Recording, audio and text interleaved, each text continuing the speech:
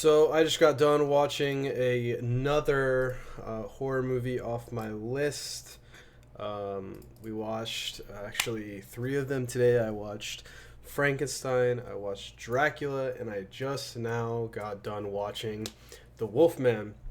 Um, and I thought Dracula was a good movie, but not necessarily um, one that I particularly liked after one watch. Frankenstein, I more or less felt the same way in a way, but I liked it more than Dracula. However, with Wolfman, of the now three Universal horror films that I've seen, the Golden Age, if you will, I think is what it's called. This one was definitely my favorite. I thought this one was much more enjoyable after one viewing than both Frankenstein and Dracula. And I think some of that is because I felt it was easier to follow. There weren't, there weren't that many characters in Frankenstein, to be fair. And there were a decent amount of characters in Dracula, but I guess the biggest thing about the Wolfman that stuck out to me and that I kind of drew me in was the fact that the antagonist, if you will, resides in the main character, who is just a typical man. And as the audience, I feel like you can kind of empathize with him because he's a good guy. Unlike Frankenstein and Dracula, those are like two malevolent forces, if you will, right? Like, from the jump, Count Dracula is an evil blood sucking vampire. Frankenstein is like you know, a monster that is operating off of a criminal's brain.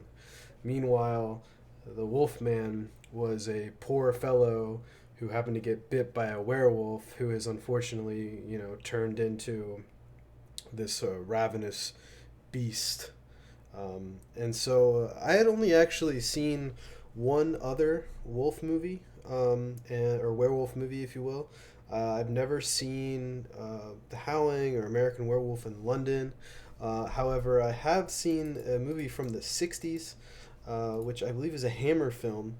It's called, I think, Curse of the Werewolf from like 1961, which, for it being my first ever werewolf movie, I thought it was pretty good because it had like a nice transformation scene, and overall it was just a solid movie. However, the Wolfman being from 1941 didn't quite have the effects of that film, and there really wasn't much of a transformation sequence. Unfortunately, in the future Wolfman films, I believe there are is a greater emphasis on that. But there wasn't much, which I wouldn't. I don't know. Do I consider it a downside? Yeah, I guess, because that's. I suppose that's some of the claim to fame, if you will, and some of the calling cards of films centered around werewolves, right? That's why everybody loves The Howling and those films. But no, this film has very little violence. It's only 70 minutes long, and all of these Universal films are very short. They're like an hour and 10 minutes. They are not a very long watch, which, as somebody who has a shit fucking attention span, I'm cool with it because it's right to the point. And this film probably has maybe 10 minutes of total footage with the Wolfman in it. And a great majority of the movie is just about this troubled man who falls in love with this girl who he fucking spied on. And he takes her out on a date, runs into this gypsy and this like psychic guy, fortune teller, whatever the hell you want to call him, who ends up being a werewolf. He ends up biting our man, Harry, I believe his name is, and killing the girl who was like third wheeling, I guess, on this date with him. And he ends up slowly becoming a werewolf. And it laid the ground for a lot of like the tropes you see, I believe, in like a lot of other werewolf movies. Like you need the silver bullet, and he only comes out at night, and you know this, that, and the third. And all in all, I mean, I definitely thought this movie was definitely entertaining. Now I will say, in comparison to the Frankenstein, the Dracula movies, those ones need multiple viewings for me. The Wolfman, however, I feel like it's a standalone thing, you know? As in, if I were to rewatch it, I don't know exactly how much I would learn, how much I would gain, how much more I would enjoy it. I'm sure I would enjoy it a little bit more, but I feel like I got an adequate gist and I was satisfied with the film after one watch, which I personally I think that's a good thing. Some people might think it's makes the film dull or not as impactful or what have you, but no, I think that's a good thing. Once again, it's really short, but I I wouldn't say it drags. A lot of it has to do with character development of our protagonist, who is also the antagonist.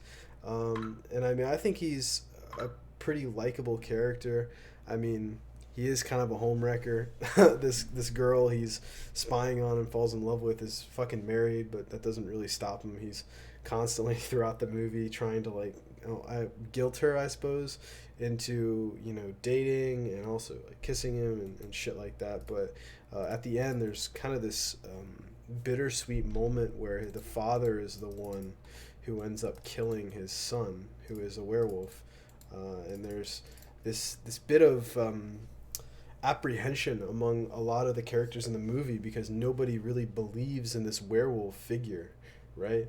And the Wolfman is killing these people, but as soon as they find the Wolfman, he's transformed back into his human self. Literally, I believe every single time one of the non... what's the word I'm looking for? Other than the gypsy, right, who is the one who was married to the original Wolfman who died, who ended up biting Harry. Everybody else besides her, nobody sees the Wolfman. Actually, no, that's not true. The father at the end, they get into a little scrum, which is a I mean, it's not it's not all that noteworthy. I don't think there's not a lot of action in this movie. It's not very gory. I don't think it's a very violent or frankly scary movie at all, to be honest. Um, but like every time he like murders somebody or whatever, we end up like when everybody comes to find and like collapses on like the scene of the crime, he's always reverted back to his like human self, right? Which is interesting. But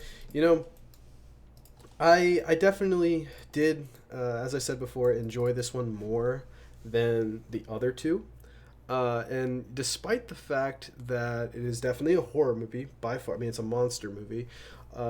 There's no gore, very little violence, and the violence that is there is pretty dull and not all that intense in the slightest. I will say the atmosphere is pretty awesome. Um, I wouldn't say it's necessarily a swamp, but like there's a lot of fog, and I don't know. I thought it set the mood pretty well, and some of the dialogue, especially between that of the psychic early in the movie and also like the gypsy, is pretty good. And once again, you build a lot of empathy, and for me at least, I legitimately cared about our protagonist, and once he turns into the antagonist, you kind of start to feel for it. It's kind of it was a really bittersweet moment when at the end his dad is the one who ends up defeating the Wolfman. But yeah, no, I really liked the Wolfman. I thought it was very good. Definitely am understanding why this movie was, as big as it is, as far as like a cultural phenomenon. Um, I would definitely, I don't know, it's hard. It's a horror movie, but like I feel like it could be rated like PG by today's standards. But still, I enjoyed it. I would watch it again. I don't feel like I need to watch it again, but I would if somebody was like, "Hey, let's watch some old horror movies, from the 30s or the 40s."